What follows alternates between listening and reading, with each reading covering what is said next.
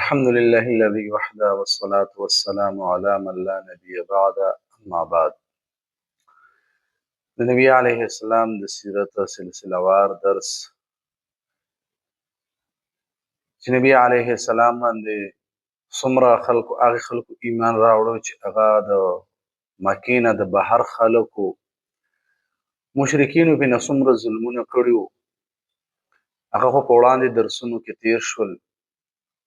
اوس د هغې صحابو ذکر دی چې کوم هغه د مکې خپل خلکو د مکې د قریشو په خپلو خپلوانو او رشته دارانو کې وو، د هغې ذکر دی چې دغې خلکو ته څومره تکلیفونه هغه رسېدلي دي. نو په هغې ټولو کې ړومبی حضرت عثمان غني رضی الله تعالی عنه چې کله ایمان راوړو نو خپل تره حکم بن ابي العاص هغه په رسۍ باندې وتړو او دا به ورته وي چې تا د خپل پلار او نیکه هغه دین تا پرې ایښی دی او تا یو نوی دین هغه اختیار کړی دی. نو هغه به ورته وفرمایل،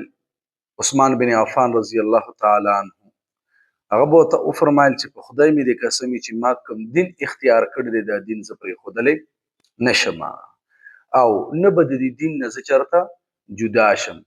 نو چې کله یې داسې خبرې وکړلې چې د دې تره په ذهن کې رالل چې وای دې خو د دې نه وروستو کېدلی نشي، نو بیا یې عثمان بن عفان رضی الله تعالی عنه هغه آزاد کو. او دویم حضرت زبیر بن العوام رضی الله تعالی عنه چې کله اسلام راوړو نو د اسلام د راوړلو سره خپل تره هغه په یو بورۍ کې هغه رابند کو او روزانه به هغه ته په هغې کې لوګی کو د پاره د دې چې یاره دی په دې کې تنګ شي، یعنې دته به دی به ازادي وغواړي چې ازادي وغواړي نو زه به ورته دا شرط کېږدم چې اسلام پرېږدم بیا دې ازادومه. نو په دې دومره تکلیفونو کې باوجود اومه چې یعنی د کفر طرف ته راشي خو بیا اومه حضرت زبیر بن العوام رضی الله تعالی عنه هغه به فرمایلو چې لا اکفر ابدا، زه به چرته اومه انکار ونه کم، یعنی زه به د اسلام پرې نه دم، زه به کفر او نه کم. او دریم حضرت عمر رضی الله تعالی عنه چې د دې په رشته دارانو کې چې ایمان راوړی لکه د ده تره زوی او دغه رنګ سید بن زید رضی الله تعالی عنه چې کله اسلام راوړو نو حضرت عمر رضی الله تعالی عنه د خپل اسلام د راوړلو نه وړاندې واقعه ده چې دوی په رسۍ باندې تړلي وي، دوی ته تکلیفونه ورکړو چې دوی د خپل دین نه هغه واوړي او دوی واپس العیاذ بالله هغه شرک طرف ته هغه راشي. او دغه رنګې څلورم نمبر خالد بن سعد بن العاص رضی الله تعالی عنه هغه چې کله ایمان راوړو نو چې ایمان یې راوړو نو هغه خپل پلار دومره زیات او په سر باندې زخمی اومه کو، روټۍ پې نه اومه بند کړله او تر دې پورې چې د کور نه یې اومه هغه وشاړو. او دا کرنګ ابوبکر صدیق رضی الله تعالی عنه او حضرت طلحه رضی الله تعالی عنه چې دې کله ایمان راوړو نو نوفل بن خویلد هغه چې دا د قریشو زمري به یې ورته ویل کېدل،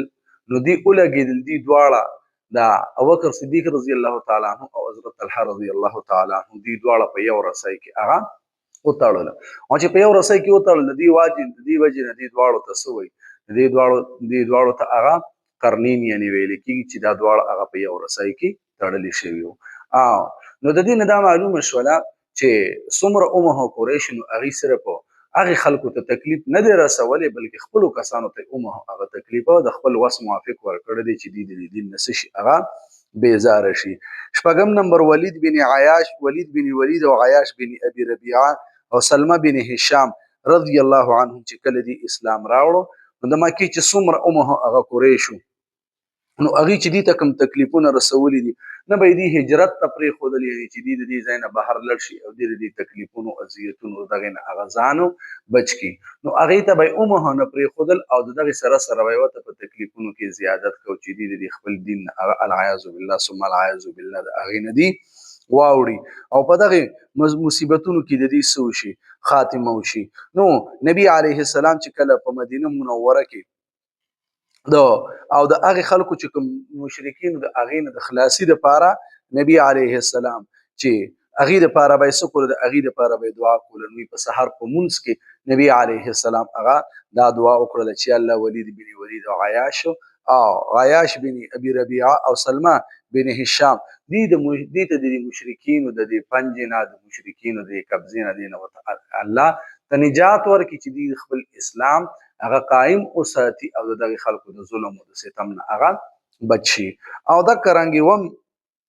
ابو ذر غفاری رضی الله تعالی عنہ چې کله اسلام راوړ او راغی په مسجد حرام کې خکارا په خکارا باندې اعلان وکړ چې ما ایمان راوړی نو دغه ایمان راوړلو نه بعد دغه